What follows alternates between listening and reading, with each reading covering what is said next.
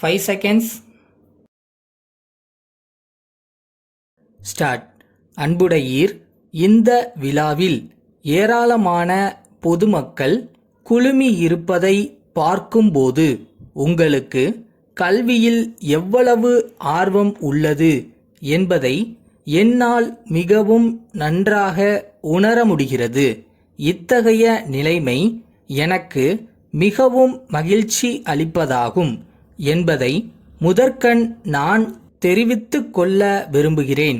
10 ஆண்டுகளுக்கு முன்னால் இந்த கிராமத்தில் மக்கள் தொகை குறைந்த அளவில்தான் இருந்தது. இப்போது நீங்கள் ஏறக்குறைய 1000 பேர் இருக்கிறீர்கள் என்பது வியப்பை ஏற்படுத்துவதாக உள்ளது. ஒவ்வொரு வருடமும் பல்வேறு திட்டங்களை நிறைவேற்றுவதன் மூலமாக அரசாங்கம் உங்களுடைய பிரச்சனைகளை தீர்த்து திட்டங்களை சிறப்பாக நிறைவேற்றி வரும் அரசு துறைகளுக்கு, குறிப்பாக அனைத்து அலுவலர்களுக்கும் உங்கள் அனைவரின் சார்பாக என்னுடைய நன்றியை தெரிவித்துக் கொள்கிறேன். கல்வி வளர்ச்சிக்காக இந்த ஆண்டு நிதிநிலை அறிக்கையில் ஏராளமாக நிதி ஒதுக்கப்பட்டுள்ளது. கல்விக்காக அரசு எவ்வளவு செலவழித்தாலும் உங்களுடைய பங்களிப்பும் அதில் இடம் பெற வேண்டும். உதாரணமாக, அரசு 2 வகுப்பறைகளை கட்டினால் பொதுமக்கள் 1 வகுப்பறையாவது கட்ட வேண்டும். அப்போதுதான் மக்கள் தேவைகள் விரைவில் நிறைவேறுவதற்கு வாய்ப்பு ஏற்படும் என்பதை சுட்டிக்காட்ட விரும்புகிறேன். முன்பெல்லாம் மக்களிடம் பணம் இருந்தால் இது போன்ற அவசியமான தேவைகளுக்கு அவர்கள் பணத்தை செலவிட மாட்டார்கள். அந்த நிலை இப்போது மாறி வருகிறது என்பதை நீங்கள் அனைவரும் நன்றாக அறிவீர்கள். இப்படிப்பட்ட பள்ளி கட்டடங்களை கட்ட வேண்டுமென்ற நல்ல சிந்தனை மக்களிடம் வளர்ந்து உள்ளது. பாராட்டத்தக்கது ஆகும். குழந்தைகளை பள்ளிகளுக்கு அனுப்பிவிட்டால் மட்டும் போதும் என்று நினைத்துவிடக் கூடாது.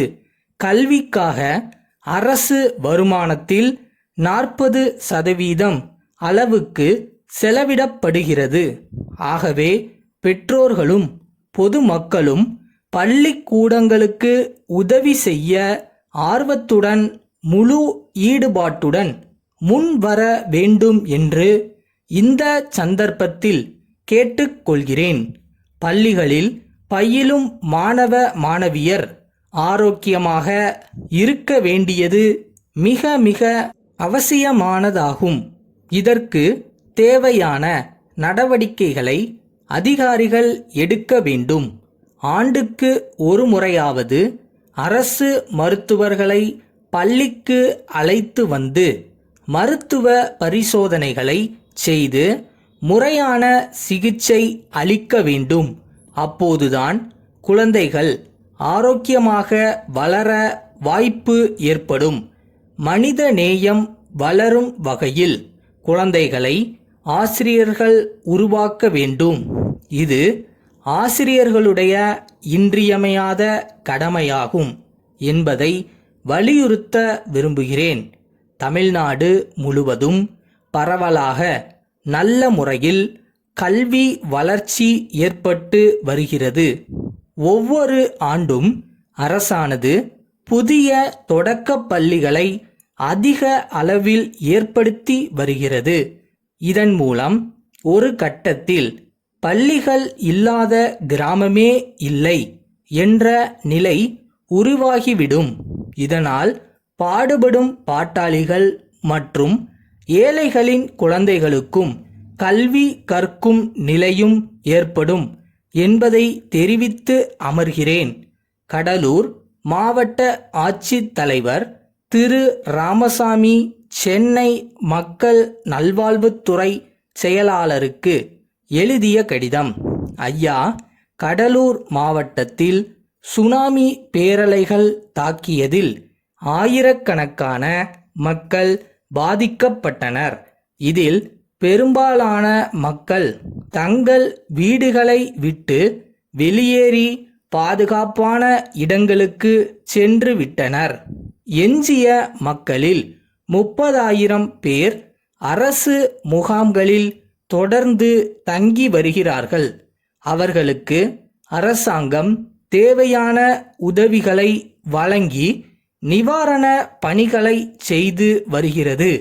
மாவட்ட நிர்வாகம் சார்பில் உடல் அளவில் பாதிக்கப்பட்டுள்ள மக்களுக்கு சிகிச்சைகளை அளிப்பதற்கு பல்வேறு குழுக்கள் அமைத்து செயல்பட்டோம்.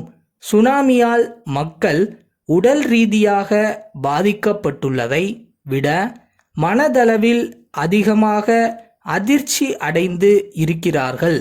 தங்கள் குடும்பத்தினர் மற்றும் உறவினர்கள் இறந்ததை நேரில் பார்த்ததால் அவர்களுக்கு இந்த நிலை உருவாகியுள்ளது. எனவே அரசாங்கம் மக்களுக்கு உதவிடும் வகையில் திறமையான மருத்துவர்கள் மற்றும் உளவியல் வல்லுநர்களை அதிகமான எண்ணிக்கையில் கடலூர் மாவட்டத்திற்கு உடனடியாக அனுப்பி வைக்க வேண்டுமென்று கேட்டுக்கொள்கிறேன். தங்கள் நம்பிக்கையுள்ள